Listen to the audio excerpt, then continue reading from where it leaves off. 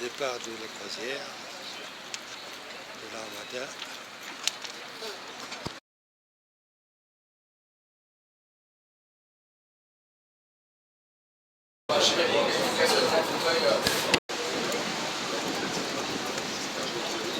Allez, comme convenu, je prends le micro. On va longer dans un premier temps la photo. Qui ni plus ni moins a fêté il y a 2 jours, c'est 123 ans, c'est le plus vieux représenté ici sur l'Armada de Rouen 2019. Il a été construit donc celui-ci en 1896 dans un seul but. Et tiens, regardez, vous avez de la chance, on peut voir des voiles, les voiles sont sorties aujourd'hui. Il a servi de plateau tournage pour Thalassa, l'émission, il y a quelques années. Ouais. Allez, je m'arrête, parce que là on arrive et effectivement il y a de la musique. Ouais, la bonne ambiance aussi. Alors je vous invite aussi à aller faire un tour à bord de ce bateau. Hein, les marins mexicains se font un plaisir de vous accueillir à bord de celui-ci, avec un grand sourire en plus. Ouais, ils sont vraiment super sympas. Et d'ailleurs mesdames, si vous aimez danser, Aztèque, alors des figures de proue, des petites statues, on en retrouve sur beaucoup de bateaux. Et ce prochain, on va en voir une aussi. Vous allez me dire ce que c'est d'ailleurs. Naviguer comme à l'époque. Il naviguera d'ailleurs à l'estime et en utilisant la navigation dite astronomique pour se repérer en mer. Et également tous les corps de métier espagnols. Bon, il est en bois, hein, c'est pas parce que c'est une réplique qui est un faux. Il est vraiment en bois. Mais par contre, il y a une petite avancée technologique du XXIe siècle. On y a rajouté une double coque en fibre de verre dans celui-ci. Il participe cependant à beaucoup de manifestations nautiques. Il était présent la semaine dernière, d'ailleurs, je ne sais pas si vous connaissez. Ce sont le Charles-Marie, le premier bateau, le bateau blanc et bleu, vraiment connu des fêtes maritimes en France, car il a été construit en 1991 pour les Tonnerres de Brest, l'année suivante. Un bateau qui appartient à la mairie de... Vous allez me dire comment ça se fait qu'il est là. Il flotte, il a été renfloué, rénové, complètement retapé. Et pour se souvenir, hein, se remémorer... Bon, en fait, tous les bateaux partent dimanche ici, et ils font leurs approvisionnements avant de repartir. Car voilà, il y a beaucoup de transit pour les jusqu'au Havre, la sortie maritime. Et pour comparer, le Santa Maria Manuela, en Paco avoir été construit avec cette technique de rivet. Ouais, c'est le Titanic. Voilà, bateau très solide. Bon. Aussi une asso qui se base, niveau financement, sur les subventions, quasiment identiques, hein, vraiment. Exactement, c'est l'Étoile et la Belle Poule. Des bateaux dits sister ship. Des bateaux sœurs, qui sont quasiment pareils. Et d'ailleurs, je vous invite à aller faire un petit tour sur ces bateaux. Hein. Ils sont absolument magnifiques. Simon les adore aussi, mon collègue. Ça. Ce bateau à coque bleue. Alors lui, il est arrivé il y a 2 jours, après tout le monde aussi. Alors, il y a eu quelques départs, je ne vais pas vous mentir, mais il y a eu surtout des arrivées. On va aller les voir tout à l'heure. Alors celui-ci, c'est un bateau qui est arrivé à 2 jours. Il faut s'imaginer que celui-ci, pendant quasiment toute sa carrière, il n'avait pas de mât. Et il a servi de bateau-phare dans la rivière de l'Elbe, la rivière d'Ambourg. Donc il servait aux marins venant du large.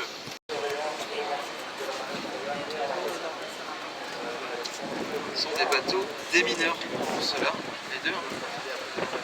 Alors en général en Europe, quand une nationalité construit.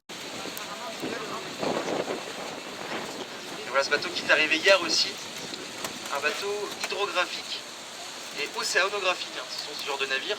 En général, la marine dispose de bateaux de guerre, mais aussi de bateaux de recherche hein, pour des cartes marines. Ce sont ces bateaux donc, qui vont cartographier les fonds marins également. Et aussi des bateaux de guerre à proprement dit, comme ce bateau marocain représenté ici. Ouais. Un bateau qui est clairement conçu, assez récent d'ailleurs, clairement conçu pour affronter tout type de conditions. Alors je vous laisse imaginer ouais, les vagues qui tapent à l'avant de ce bateau, à l'étrave, qui remplissent quasiment entièrement le bateau, lors des grosses tempêtes hivernales en Atlantique Nord. Pour un bateau de réserve de guerre. Et pour l'instant, il sert de bateau école pour la marine militaire de ce pays.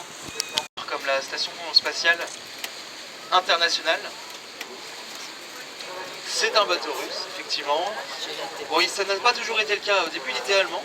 C'est une prise de guerre donnée donc à l'URSS. Et ils l'ont donc rebaptisé complètement en acier. Ouais. Et cette fois-ci, je vais m'arrêter parce que là, on arrive vraiment devant le bateau phare de Rouen 2019. Ouais, vous l'avez reconnu, c'est l'Hermione qui a sorti ses canons. Bon, rassurez-vous, ils ne sont pas chargés. Hein. C'est pas grand-chose. Un bateau qu'on a la chance, clairement, hein, de le voir naviguer depuis 2012, l'année à laquelle elle est sortie de chantier des Dars, de la Corderie Royale de Rochefort. Pardon.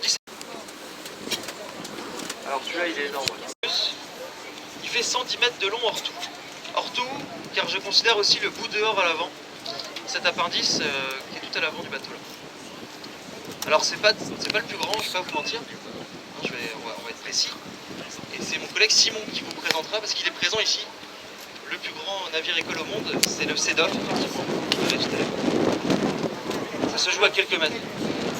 Alors regardez le voiliers aussi qui viennent d'arriver. Ils sont arrivés hier. Ils sont magnifiques. C'est l'Europa et le Eagle. On va aller les voir.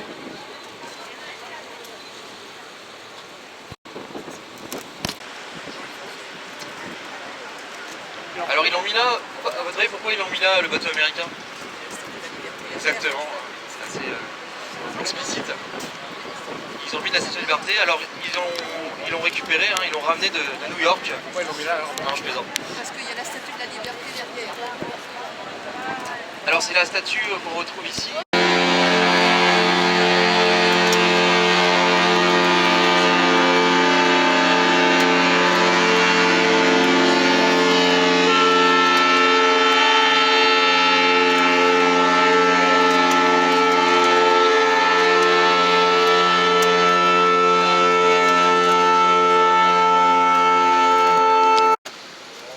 Alors ce soir, si vous êtes encore sur le site de l'Armada, et bah regardez à droite, regardez de bord. Ce bateau école de la marine roumaine. Alors pourquoi Mircea? Bah c'est tout simple. Regardez la figure de proue là à l'avant du bateau. Ce personnage là assez imposant. Et bah c'est le prince Mircea de Valachi. Il a bouté les Turcs hors du pays. Et ils ont réussi, ils ont gagné. Et en dommage de guerre, si vous voulez, hein, ils ont réussi à avoir une surface maritime. Et le Mircea, tous les bateaux natifs de courtoisie, tout simplement. Dès qu'un bateau étranger arrive dans un port, il met le pavillon, le drapeau du pays où il est. C'est de la courtoisie tout simplement, il faut que les marins... Tout noir, c'est la plus grande goélette à hunier. Alors goélette à hunier, goélette due à sa forme de coque, un sac carène, et hunier c'est le voile qui est à l'avant. Il y a un problème. Bravo madame. En fait, ce pont, c'est Gustave Flaubert, le pont s'appelle Gustave Flaubert, et c'est un des ponts en France, non, il se bascule pas, il se surélève. Vous voyez les haubans au-dessus, c'est un des ponts d'ailleurs en France, un des plus hauts en matière d'élévation. Tous les haubans, ce sont ces grands câbles, et ben ils lèvent le tablier. Ils lèvent quasiment à 50 mètres. Mais franchement, il a tout mon respect, parce qu'il n'y en a que deux dans le monde, comme ça. Le Tenacious et le Lord Nelson, ce sont des bateaux qui accueillent tout le monde. Et quand je dis tout le monde, c'est vraiment, vraiment, vraiment tout le monde. Il accueille les personnes en situation de handicap, que vous soyez. Vous pouvez aller sur ce bateau. Tout est écrit en braille, en panneau luminescent. Est-ce qu'il vous dit quelque chose, ce bateau, le bateau blanc là, qu'on double? Non? Le Seigneur des Anneaux, est-ce qu'il y a un rapport? L'hôte Laurienne, en fait, le Seigneur des Anneaux, hein, c'est une toilette, hein, c'est un format de toilette assez impressionnant. Et avant, et je vous rassure, messieurs, des tentes en carton, mais carton Made in Normandie. Donc ils sont super résistants. Elle m'a dit que la scène était bonne. Il y a eu des infiltrations dans ce bâtiment-là et la scène s'est invitée dans la guerre mondiale. Parce que l'armée a demandé aux peintres cubistes de l'époque de les aider à camoufler leurs bateaux. Ils ont trouvé ça comme idée et ça a super bien marché, hein, parce que l'aviation ennemie, le J.R. Tolkien, c'est simplement l'auteur du Seigneur des Anneaux. Et lui, c'était pas un haranguier cette goélette à hunier, c'était un brise-glace. Alors, à l'époque, vous avez vu les mâts qui sont un peu nouvelle génération.